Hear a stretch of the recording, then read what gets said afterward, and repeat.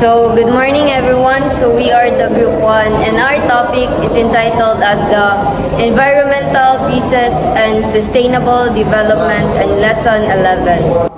So, first, the world's leading environmental problem. So, the world's leading environmental problems are the following environmental concerns that the world currently faces are taken from the website Converse Energy Future. First is the contamination of Earth by industrial and transportation. One of the causes of the contamination from the industrial and the transportation is the emission of the released pollutants and plastic in the environment. And one of the reasons of it is the lack of environmental regulation and insufficient waste management practices that contribute to contamination. Second is the changes in global weather patterns.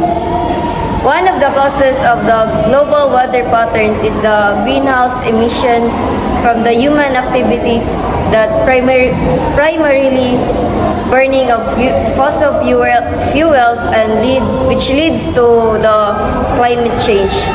One of its reasons is the release of the carbon dioxide and other greenhouse gases traps the heat in the atmosphere, which causes the shifts of weather patterns and the melting of polar ice cap.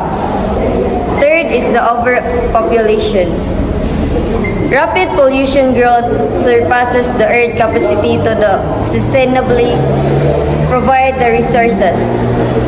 And one of the reasons of the overpopulation is the increased demand for food, water, and energy strains ecosystem and depletes of the natural resources, which leading to the environmental changes. Fourth is the depletion of the world's non-renewable and natural resources, ranging from oil reserves to mineral and potable water. So one of the reasons of the depletion of non-renewable resources are the growing of global demand and the efficient resource management, which contribute to the depletion of the infinite resources. One of its causes is the exploitative extraction and consumption of the non-renewable resources for energy, industry, and the daily needs. Next is, so these are the examples or the causes of the world issues, the world environmental problems. Next, a waste disposal disaster caused by the enormous amounts of rubbish or the waste disposal crisis. One of the causes of the disposal crisis is the inadequate waste disposal practices, including the improper disposal of diverse water materials. One of its reasons is the limited recycling efforts and the excessive use of the single-use items and the lack of awareness, which contribute to accumulation of waste in landfills and the water bodies. Six is the damage of million-year-old ecosystem and biodiversity loss. One of the causes of the ecosystem damage and the diversity loss is the human activities such as the deforestation, pollution, and the habitat destruction.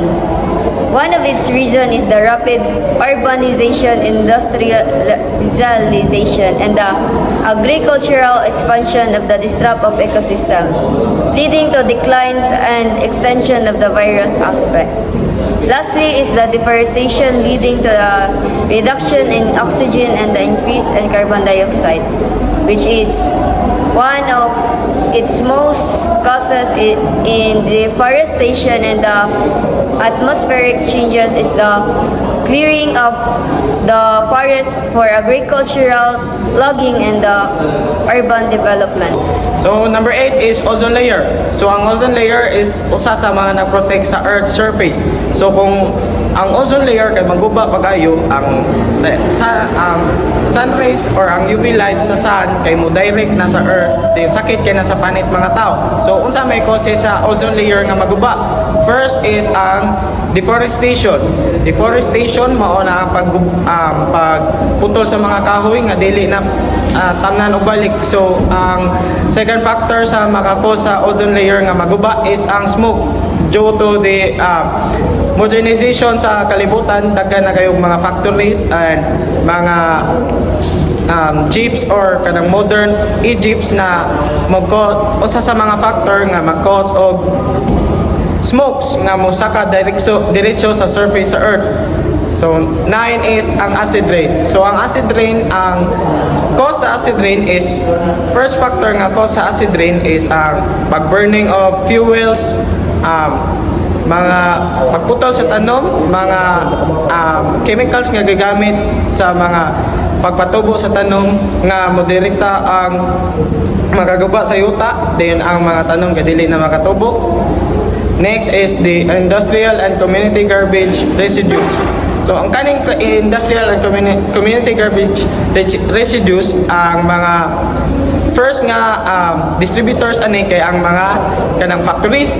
Ang kanang mga factories, if kana sila kay walay proper segregation sa mga basura nga makakos og kanang contamination sa tubig, like example sa dagat, or ang kanang mga basura nila kay wala tarong nila glabay, ang uban ana kay mapunta sa sapa or dagat nga maka-contaminate sa tubig, dayon ang marine life mo ay maapektuhan.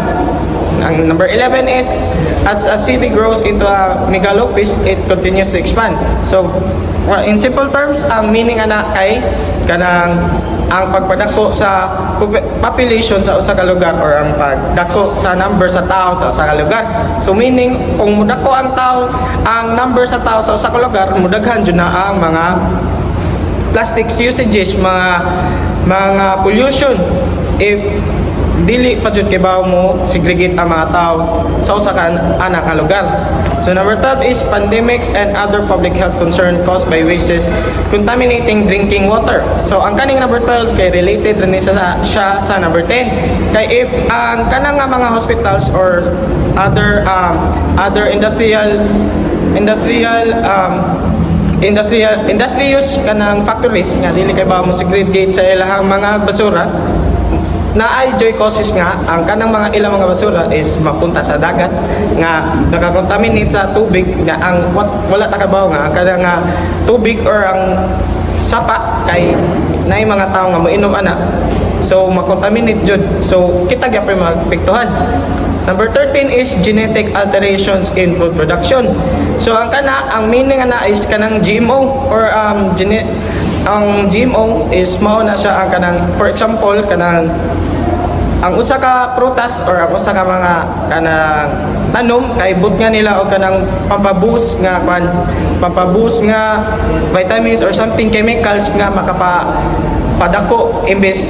For example, ang bayabas is ang normal nga size is inanira kada dayon kung but na siya og GMO or ang genetic genes nga makapa-boost ana nga kanang growth or ang size ana is mudako na siya pag-ayo, then iniguman kay mura na kanang inikaon sa mga tao gani kay mura nanay murag effect sa atong lawas niya, murag dili na jud siya normal ba kay from the word genetic alterations mao na siya ang pagpalago or pag-add something sa usa ka food product. So the next topic is all about man-made pollution. So what is man-made pollution? So man-made pollution, it is the pollution caused by human activities, like it includes burning of fossil fuels, vehicles and thermoelectric plants, gaseous emissions from industries, mining, processing, and stone crushing. So technically, man-made pollution kay from the world itself, man-made, so gikan sa tao, made by humans. So kaning man-made pollution daghan kuan kanang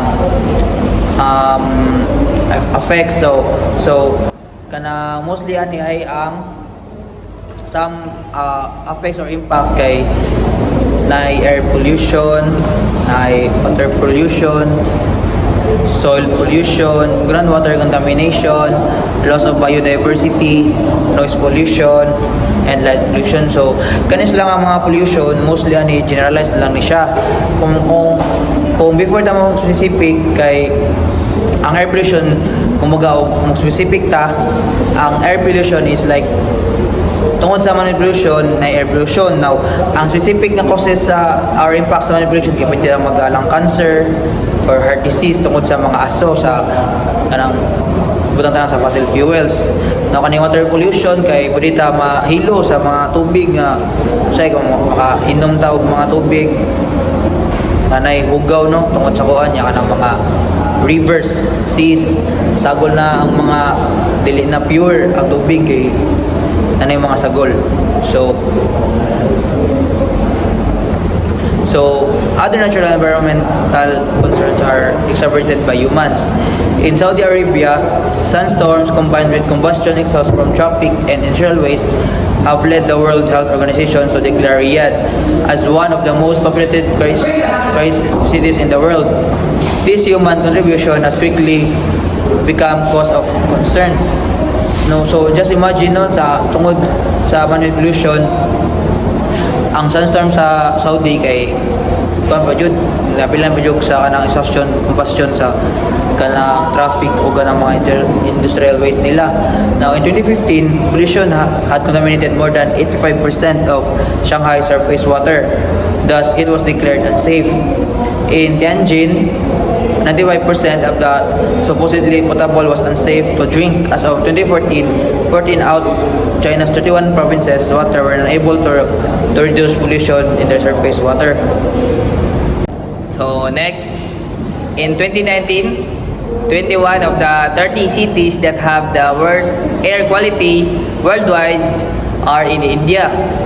World Health Organization or WHO reported that the air pollution in 80% of cities worldwide exceeded its guidelines, and about 7 million deaths across the world were caused by air pollution. So imagine na no, ingana ka grabe kanaghan mamamatay. So ang kahugaw sa ato ang air karong panahon na.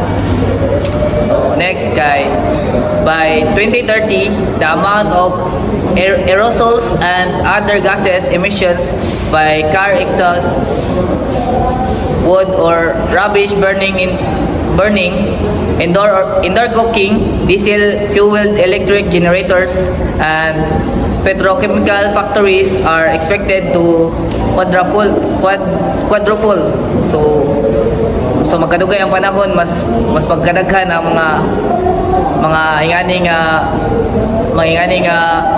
mga factors na inungdan sa pollution, like air pollution. So next guy, waste from coal, copper and gold mines are polluting rivers and oceans, killing sea life and poisoning those that have survived. Just like mercury in tuna permanently.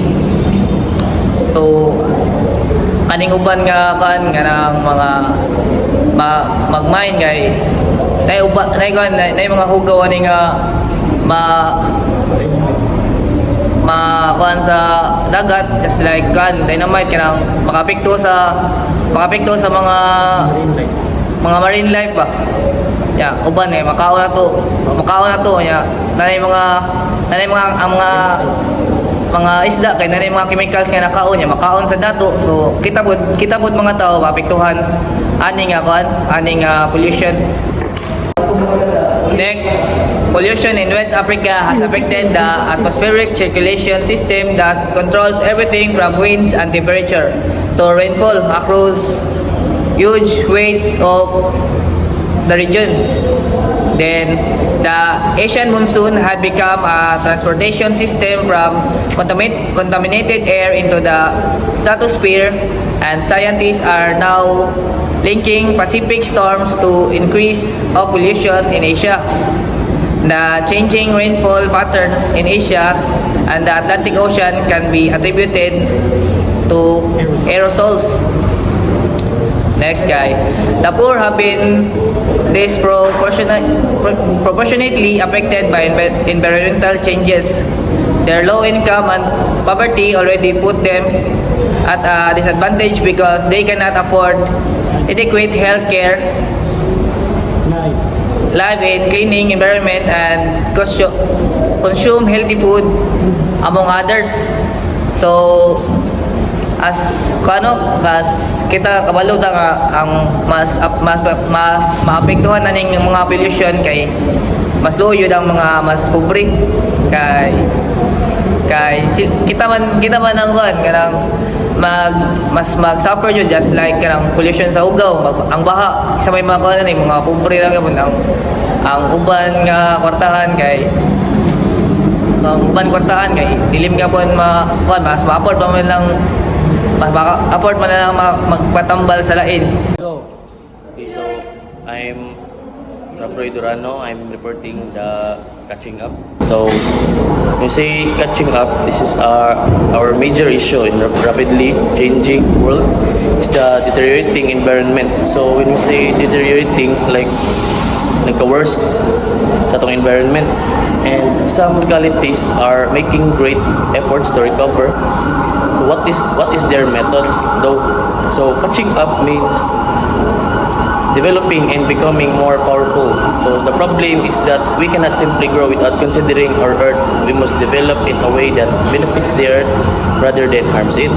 So example, kini naka-harm sa atong environment like kanang mga gas, mga air pollution, and kanang mo magsugnod tag mga plastic, makaharman na siya sa atong sa atong earth. So next is the way we have been living has not been good for the earth. In an effort to catch up, several nations are working hard to produce better housing, more jobs, and happier citizens. However, we must also remember the water we drink, the air we breathe, and all the plants and creatures that live with us. So catching up doesn't mean doing things the old way. We have to learn a new way, a smart way, sustainable development. That means growing in a way that doesn't make the earth sicker. So for example, like karon na nigamit na tag mga electric na pan na atong service sa sakyanan, dili ta mag-use og gas. So in order na di siya maka-harm sa atong environment. So we can use clean energy like the sun and wind instead of things that make dirty smoke. So katong sulti no ganiha na dili na high-tech na karon kay dinong gamit og gas, gamit like kanang battery na.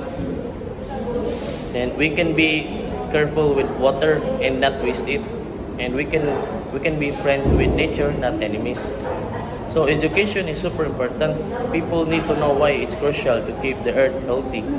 Schools can teach us about the problems we face and how we can solve them. When we understand why we need to change, it's easier to make good choices every day. So next, catching up. Working together is key. Countries that already know a lot about being green can help others catch up. They can share ideas, give money, and help with new technology.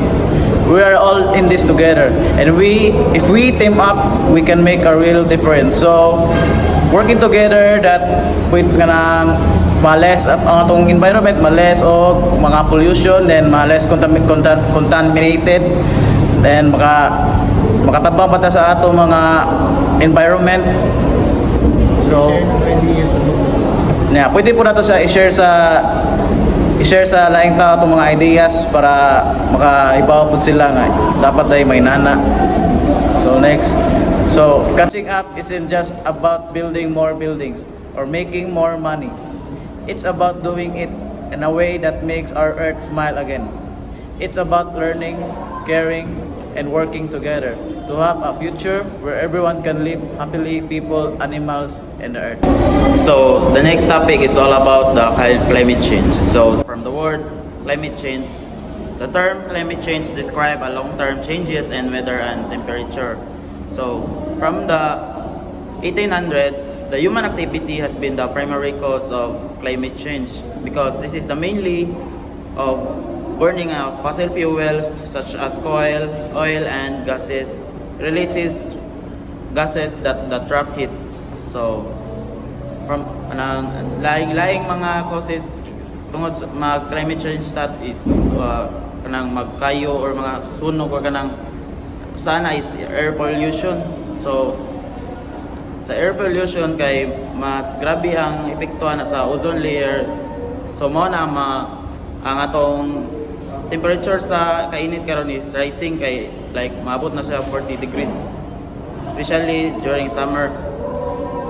So, although governments deal with domestic environmental issues, that ecological concerns of these states become global due to global warming, which crosses national boundaries. So, the Earth gets overheated as a result of these pollutants' ability to trap the solar energy.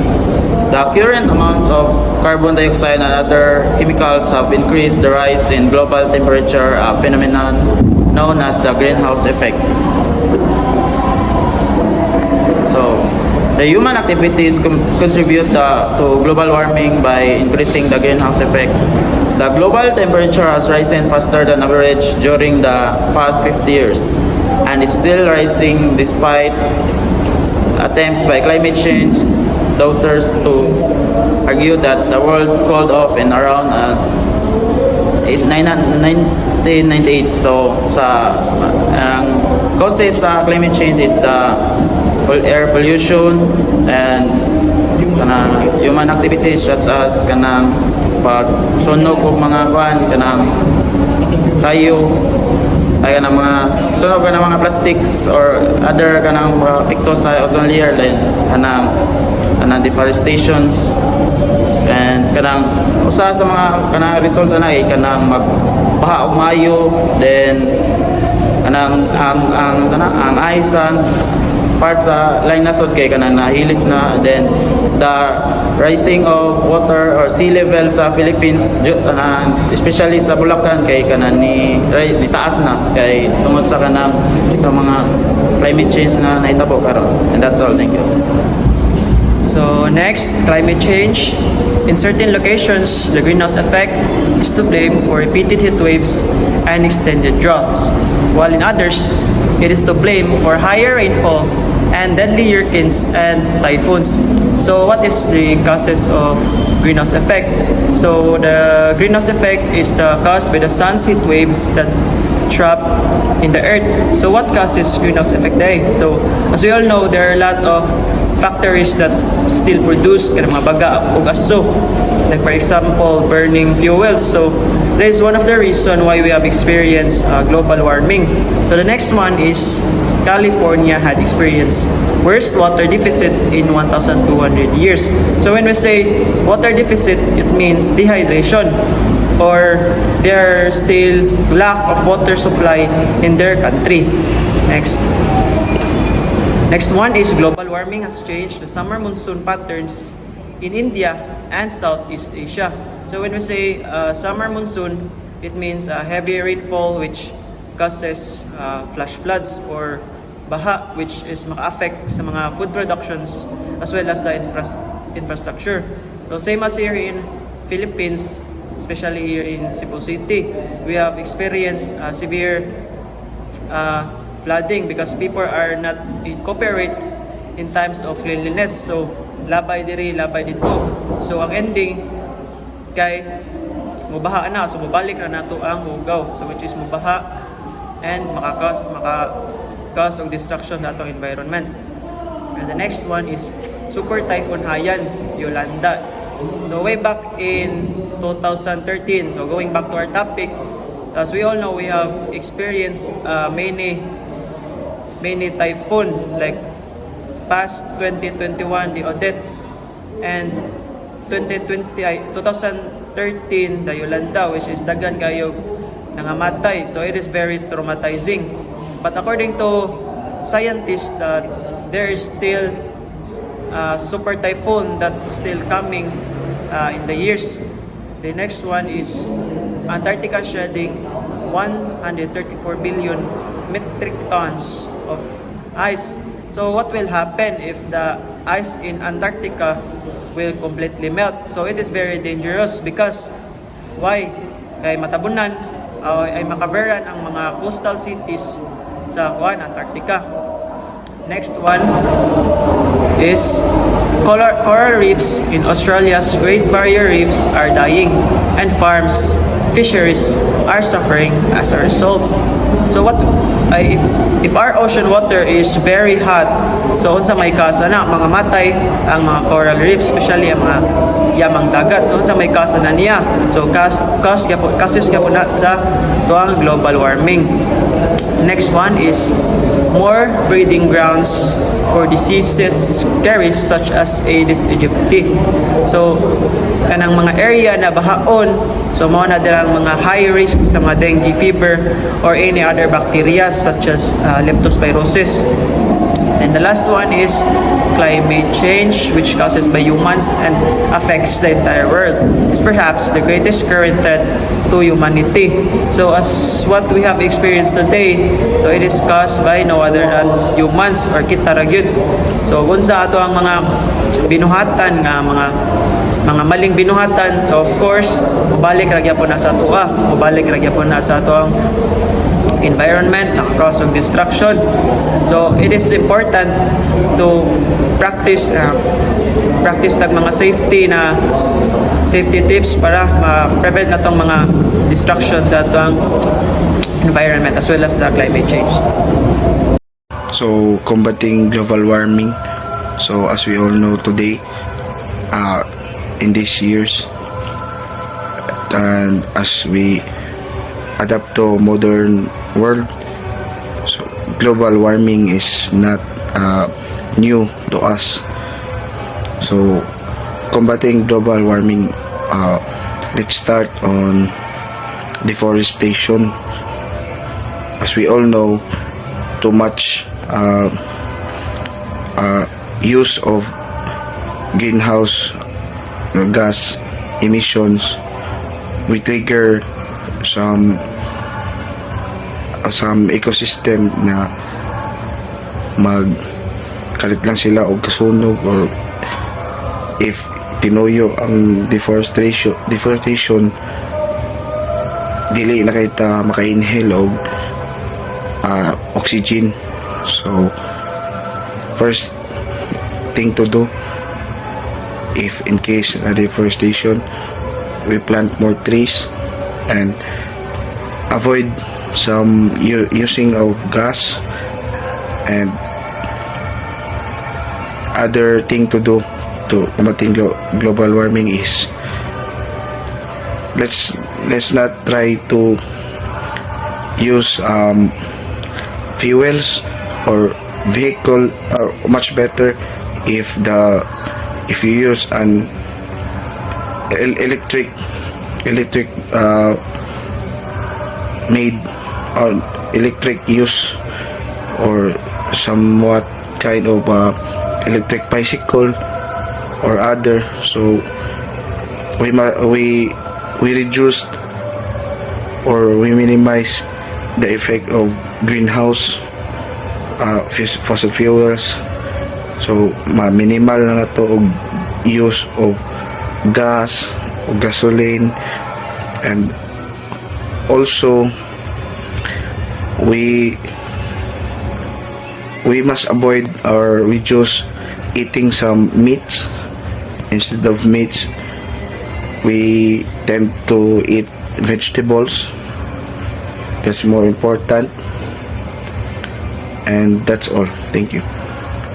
So first, save energy at home. So we need to unplug ang mga gamit, like for example cellphone, full charge na, dapat i-plug na lang siya. So next, like di na makaskas ng tubig, wait out sa atupag mo ng mga lights. Yan ang save ni energy at home. So next, walk, cycle or take public transport. So ang aturon, so pwede rin na maglakaw para avoid public vehicles na affect sa atong station like pollution. So we need to walk. And next, eat more vegetables. Eat more vegetables para healthy ta tanan. And di ta malugdag ang masakit. Next, consider your travel. And throw away less food. So kani di kini ang isa niya makaon.